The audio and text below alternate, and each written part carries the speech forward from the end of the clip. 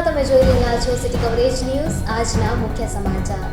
જેનું નામ પદ્મશ્રી એવોર્ડ માટે જાહેર થયું તે હાજી રમકડાનું નામ જ રદ કરવા માટે ફોર્મ નંબર 7 ભરાયું છે.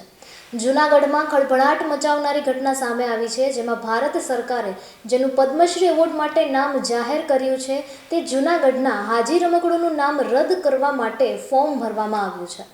વોર્ડ નંબર 7ના ભાજપના corporator Sanjay Manvar EPIC number LPD 20855645 mobile number 9226474605ના નામે આ ફોર્મ ભરવામાં આવ્યું છે. બીજી બાજુ ભાજપના જ ધારાસભ્ય સંજય કોરડિયા હાજીભાઈ રમકડાના ઘરે જઈને પદ્મશ્રી એવોર્ડ મળતા સન્માન કરીને આવ્યા છે, શાલ ઓઢાડીને આવ્યા છે. જૂનાગઢની મધ્યમાં આવેલ નરસિંહ મહેતા સરોવરને આવતીકાલ બુધવારે ખુલ્લું મૂકવામાં આવશે. રાજ્યના મુખ્યમંત્રી ભૂપેન્દ્રભાઈ પટેલના હસ્તે આ તળાવનું લોકાર્પણ કરવામાં આવશે. બપોરે 3:30 વાગ્યે મુખ્યમંત્રી ભૂપેન્દ્રભાઈ પટેલ નરસિંહ મહેતા સરોવરે આવશે. અહીં તેઓ સૌ પ્રથમ શહીદ સ્મારકે જઈ શહીદોને શ્રદ્ધાસુમન અર્પણ કરશે. ત્યારબાદ નરસિંહ મહેતાની પ્રતિમાનું અનાવરણ કરી પુષ્પાંજલિ કરશે. ત્યારબાદ નરસિંહ મહેતા સરોવરની તકતીનું અનાવરણ કરી અને તળાવને ખુલ્લું મૂકશે. બાદમાં ગોલ્ફ કારમાં બેસી તળાવને વિઝિટ કરશે, તેમ મેયર ધર્મેશભાઈ પોશિયાએ જણાવ્યું છે.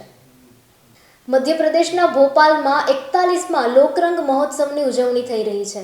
મધ્યપ્રદેશ શાસન સંસ્કૃતિ વિભાગ દ્વારા 26થી 30 જાન્યુઆરી સુધી આ આયોજન કરવામાં આવ્યું છે, જેમાં દરરોજ બપોરના 2 થી સાંજના 6 વાગ્યા સુધી ભોપાલના રવિન્દ્ર ભવન એવં MVM પરિસર ખાતે વિવિધ રંગારંગ સાંસ્કૃતિક કાર્યક્રમ રજૂ થઈ રહ્યા છે. દરમિયાન ભોપાલમાં રજૂ થઈ રહેલા 41મા લોકરંગ મહોત્સવમાં દેશ દુનિયાના કલાકારો સાથે જૂનાગઢના પણ 16 કલાકારો પોતાની વિવિધ કલાની પ્રસ્તુતિ કરશે.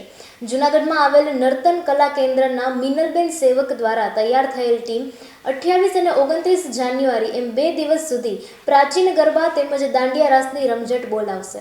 છેલ્લા 10 વર્ષથી જૂનાગઢની ટીમ પોતાની કલાની પ્રસ્તુતિ કરે છે. લોકરંગ પ્રોગ્રામ ભારતના ટોપ 10 પ્રોગ્રામમાંનો એક છે.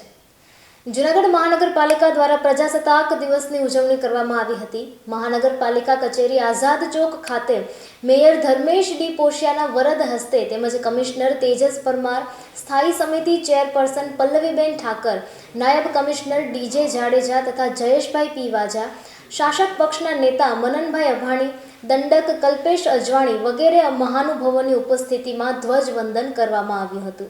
જૂનાગઢની ત્રિમૂર્તિ હોસ્પિટલમાં ભારતના 77મા રિપબ્લિક ડેની ઉજવણી કરવામાં આવી હતી. ડોક્ટર ભીમરાવ આંબેડકરના નેજા નીચે આપણું બંધારણ, જે વિશ્વનું સૌથી મોટું બંધારણ છે, એમને 76 વર્ષ પૂરા થઈ અને 77મા વર્ષ શરૂ થયું છે. એ નિમિત્તે જૂનાગઢની ત્રિમૂર્તિ હોસ્પિટલ દ્વારા પણ આ કાર્યક્રમ વિશાળ રીતે યોજવામાં આવ્યો હતો, જેમાં તબીબ મિત્રો, દર્દી મિત્રો, સ્ટાફગણ અને શહેરના મહાનુભાવો ઉપસ્થિત રહ્યા હતા. જૂનાગઢની વિદ્યારાજ ગ્લોબલ સ્કૂલ અને પુલકિત શાળાના સંયુક્ત ઉપક્રમે 77મા પ્રજાસત્તાક દિનની ઉજવણી કરવામાં આવી હતી.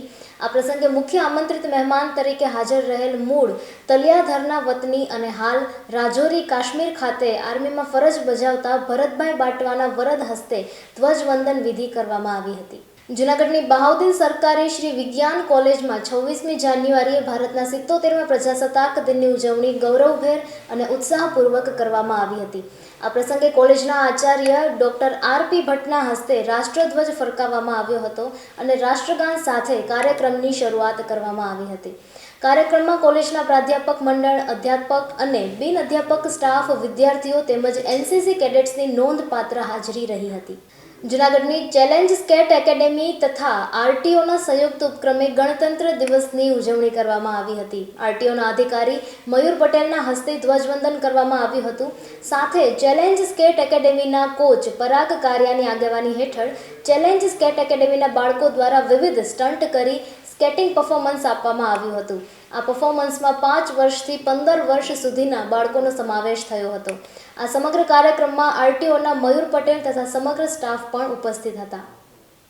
જૂનાગઢ શહેરના ગૌરવપૂર્ણ વારસાને યાદ કરવા તેમજ તેના પ્રત્યે શહેરીજનોમાં જનજાગૃતિ આવે તે હેતુથી મહાનગરપાલિકા જૂનાગઢ દ્વારા મંગળવારના સવારે 7 કલાકે હેરિટેજ વોક કરવામાં આવેલ હતી. આ હેરિટેજ વોક દાણાપીઠથી શરૂઆત થઈ હતી. બાદમાં સર્કલ ચોક, ચોકસી બજાર, માંડવી ચોક, શાકભાજી માર્કેટ, જૂનો રોયલ ગેટ, પહેલા બાબી નવાબનું રાજ્યાભિષેક સ્થળ, સ્ટેટ બેંક ઓફ ઇન્ડિયા, દિવાન ચોક, રંગમહેલ, મોટી હવેલી, દરબાર હોલ, લીમડા ચોક, જૈન દેરાસર, જગમાલ ચોક, જૈન ઉપાશ્રય, રામજી મંદિરથી થઈ ઉપરકોટ કિલ્લા ગેટ ખાતે પૂર્ણ કરવામાં આવી હતી. જૂનાગઢના ગિરનાર પર્વતના 5000 પગથિયા પર આવેલ અંબાજી મંદિરના મહંત તનસુખગીરી બાપુ બ્રહ્મલીન થયા તેને 15 મહિના થઈ ગયા છે.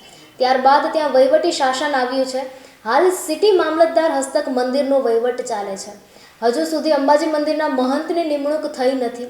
ત્યારે આગામી સમયમાં યોજાનાર મહાશિવરાત્રિ મેળા પહેલા મહંતની નિમણૂક થશે કે કેમ? શા માટે હજુ સુધી નિમણૂક કરવામાં આવી નથી?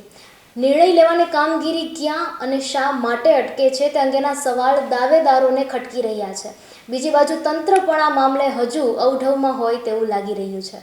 આવતીકાલ બુધવારે રાજ્યના મુખ્યમંત્રી ભૂપેન્દ્ર પટેલ જૂનાગઢ આવવાના છે. તેઓ જૂનાગઢ શહેર અને જિલ્લામાં થયેલા અને થનાર વિકાસ કાર્યોના કૃષિ યુનિવર્સિટી ખાતેથી લોકાર્પણ અને ખાતમુહૂર્ત કરશે. ત્યારબાદ નરસિંહ મહેતા સરોવરને પણ ખુલ્લું મૂકશે. ત્યારે સીએમના આગમનને લઈને મહાનગરપાલિકા દોડતું થયું છે.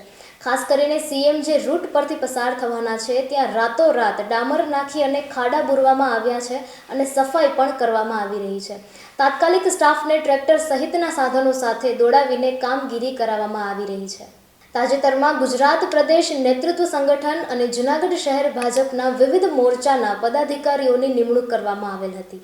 જૂનાગઢ શહેર ભાજપ પ્રમુખ ગૌરવ રૂપારેલિયા દ્વારા વિવિધ મોરચાના પદાધિકારીઓની જાહેરાત કરવામાં આવી છે. આમાં જૂનાગઢ શહેર અનુસૂચિત જાતિ મોરચાના મહામંત્રી પદે યુવાન અને તરવરિયા એવા પ્રદીપ ભીખુભાઈ વાઘેલાની નિમણૂક કરવામાં આવેલ છે. રોડ બની ગયા પછી ખોદે નહીં તો તે જૂનાગઢ મહાનગરપાલિકા નહીં. આ વાક્ય તમામ જૂનાગઢ વાસીઓની જીભે ચડી ગયું છે. છેલ્લા કેટલાય સમયથી જોવામાં આવી રહ્યું છે કે સીસી હોય કે ડામર રોડ બન્યો હોય, રોડ બન્યાના થોડા જ સમયમાં કોઈ કામગીરી યાદ આવે છે અને રોડને ખોદવો પડે છે.